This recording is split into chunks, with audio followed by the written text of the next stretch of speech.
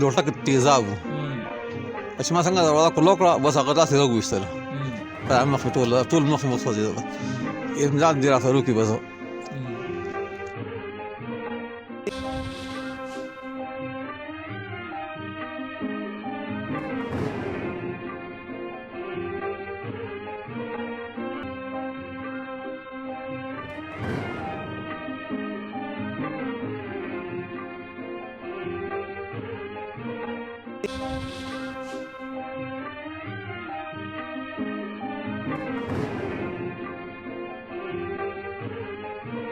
بسم الله الرحمن الرحیم.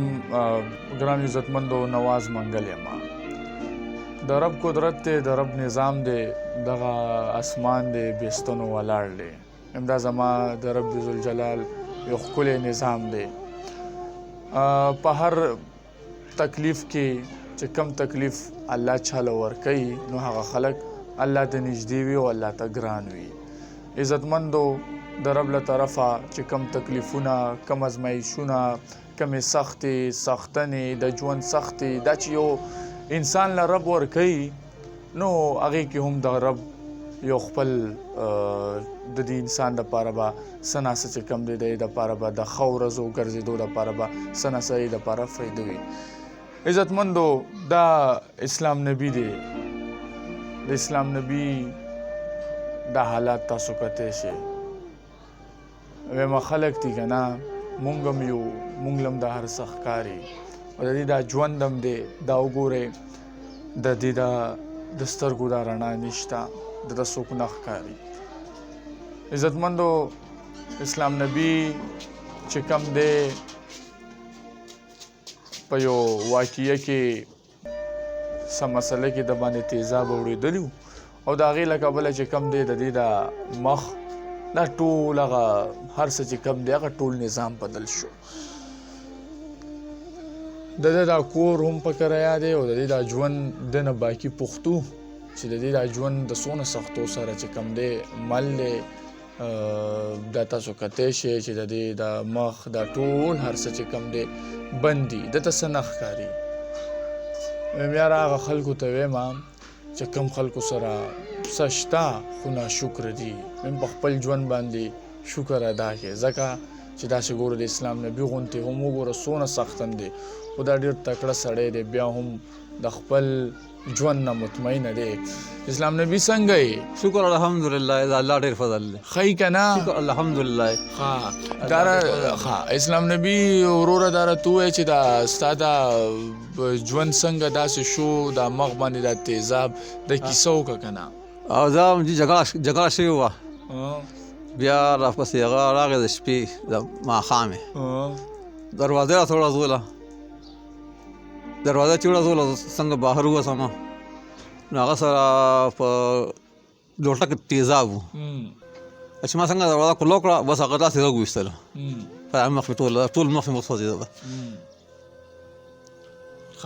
د دې څونه ټایم وشو چې ستا د مخ دغه دا رڼا ستا د سترګو دغه دا نظر چې کم دی تللی دی؟ د دې به یو 20 کاله کېږي. 20 کاله کېږي. لکه یعنې ځواني وه؟ او ځواني وه بالکل ځواني واده م کړی و که نه ځواني وه. صحیح. اوس تاسو چې کم دی کار روزګار خو نه شئ کولی؟ نشي کولی کار روزګار نه. دلته کې په دې شاین ټاون کې ناست تاسو؟ او دلته ناست یم. صحیح ده. نو بس که چا څه خیرات زکات درکو صحیح ده ګینې بیا به راځي؟ صحیح. همدغسې همدلته ناست دی که نه یم چې څوک دله خیرات زکات درکړي که نه نو په هغې باندې ګزاره روانې او په هغې باندې ګزاره روانې بس په هغې باندې اوړه هر څه چیز چیني که نه زه وایي مو وایي بس هغې پیالو نور څه کوم. دا راته وایي دا کور دی په کرایه دی؟ ازادي د کرایه دی. کور دی په کرایه دی. کرایه کور دی. دا راته ووایه چې ژوند څونه سخت دی ستا څونه د سختو سره ستا دا ژوند چې کم دی مل دی یا د سختو سره ښکار دی؟ خو بس خو بیا هم په دې سهال باندې زه الله تعالی نه شکرګزار یم چې د الله طرفه څه راځي بنده څه نشي کولی که نه بره نه بس دا ټول لیکي. صحیح ده. څه کمی دی درته څه ضرورت دی چې لکه ژوند کې هغه دا زمونږ کتونکي ګوري چې تا له پوره کړي؟ صحیح ده. بس ضرورت دې شته ووایه. او بس دغه خرچه ماته پکاري بس نور څه دي ولې سودا مو څوک راکولی شي راکوي که نه او د دې کور کرایه څونه ده؟ د کور 80 روپۍ 8000 ها 10,000 ده. او لزه الله.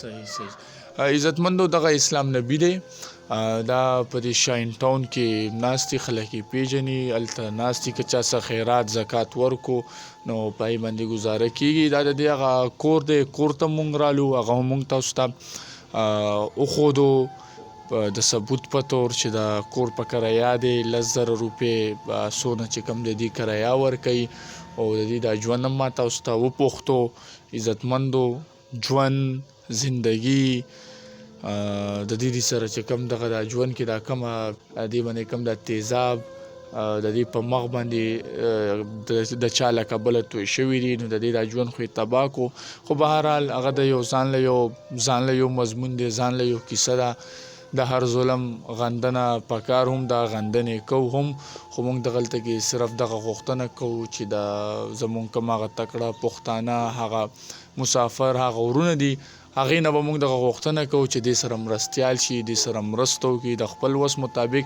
د سره چې کم دی ودرېږي او څه ناڅه مرسته وکړي په اخره کې څه ویل غواړي